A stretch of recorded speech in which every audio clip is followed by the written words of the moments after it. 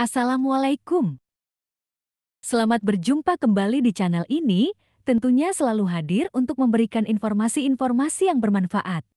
Kali ini admin akan berbagi informasi tentang THR dan gaji ke-13 anggota Polri, Tentara Nasional Indonesia, dan pensiunan PNS tahun 2022.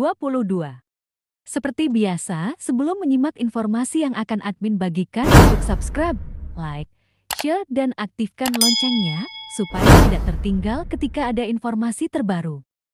THR akan dicairkan sesaat sebelum Idul Fitri yang jatuh di awal Mei tahun 2022. Jika mengacu tahun-tahun sebelumnya, pencairan THR dilakukan 2 minggu sebelum Lebaran atau pada bulan April. Sedangkan gaji ke-13 biasanya cair bertepatan dengan tahun ajaran baru, yang tahun ini jatuh pada sekitar bulan Juni atau Juli. Skema pembayaran THR dan gaji ke-13 sudah diatur dalam Undang-Undang Anggaran Pendapatan dan Belanja Negara (APBN) tahun 2022. Hanya saja belum dipastikan besaran THR dan gaji ke-13 yang akan dibayarkan. Sekadar diketahui, besaran THR dan gaji ke-13 pada tahun lalu dipangkas karena alasan pandemi COVID-19. Pada tahun 2021, THR dan gaji ke-13 tanpa tunjangan kinerja, hanya gaji pokok dan tunjangan melekat. Bagaimana besaran THR dan gaji ke-13 tahun ini? Apakah juga dipangkas? Direktur Jenderal Anggaran Kementerian Keuangan Isa Rachmatarwata belum memastikan hal itu. Di dalam RAPBN tahun 2022, kebijakan untuk THR dan gaji 13 saat ini sama dengan tahun 2021, kata Isa Rachmatarwata di Jakarta, Sabtu, tanggal 29 bulan Januari tahun 2022. THR dan gaji ke-13 tidak hanya untuk PNS, tetapi juga Tentara Nasional Indonesia, Polri, hingga pensiunan PNS, Tentara Nasional Indonesia dan Polri. Isa Rachmatarwata menjelaskan pemberian gaji ke-13 dan THR ini sebagai bagian dari upaya pemulihan ekonomi nasional. Pemerintah berupaya mendorong daya beli PNS, Tentara Nasional Indonesia dan Polri. Satu di antaranya memberikan THR dan gaji ke-13. Hanya saja, karena pandemi, ada pemangkasan THR dan gaji ke-13.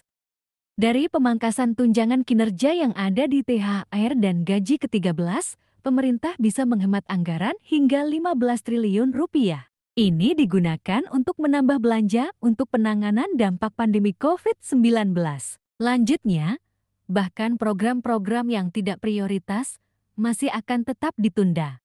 Sehingga anggaran bisa difokuskan untuk membantu masyarakat hingga pelaku usaha yang paling terdampak. Berikut gaji pokok dan tunjangan yang diterima PNS, Tentara Nasional Indonesia dan Polri, yang akan jadi dasar penghitungan THR dan gaji ke-13 nanti. 1. Golongan ke-1 lulusan SD dan SMP. Golongan ke-1A, Rp1.560.800 sampai Rp2.335.800. Golongan ke-1B, Rp1.704.500 sampai Rp2.472.900. Golongan ke-1C, Rp1.776.600 sampai Rp2.577.500. Golongan ke-1D, Rp1.851.800 sampai Rp2.686.500. 2. Golongan kedua A, Rp2.022.200 sampai Rp3.373.600. Golongan kedua B, Rp2.208.400 sampai Rp3.516.300. Golongan kedua C, Rp2.301.800 sampai Rp3.665.000. Golongan kedua D, Rp2.399.200 sampai Rp3.820.000. 3. Golongan ketiga lulusan S1 hingga S3. Golongan ketiga A, Rp2.579.400 sampai Rp4.236.400. Golongan ketiga B, Rp2.688.500 sampai Rp4.415.600. Golongan 3C, Rp2.802.300, Rp4.602.400. Golongan ketiga D, Rp2.920.800 sampai Rp4.797.000. 4. Golongan keempat A, Rp3.044.300, Rp5.000.000. Golongan keempat B, Rp3.173.100 sampai Rp5.211.500.